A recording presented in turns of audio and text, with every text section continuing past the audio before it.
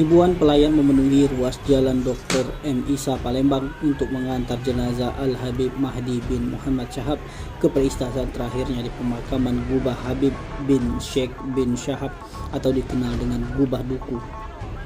Sebelum dimakamkan, jenazah Habib Mahdi bin Muhammad Syahab disemayamkan dan disolatkan di Masjid Darul Mutakin pada ba'da asar. Ribuan jemaah baik itu ulama terkemuka di kota Palembang bersama dengan keluarga, kerabat hingga murid almarhum memenuhi masjid untuk dapat ikut mensolatkan jenazah secara berjamaah. Jenazah Habib Mahdi Muhammad Syahab dibawa dari Masjid Darul Mutakin menuju ke pemakaman Gubah Duku dengan menggunakan ambulan. Bersama dengan ambulan yang membawa jenazah almarhum Habib Mahdi Muhammad Syahab juga dikerumuni para pelayat yang seraya mengumandangkan sholawat. Keranda Al-Habib Mahdi yang ditutup dengan kain berwarna hijau berlapis tauhid dan roncean bunga melati.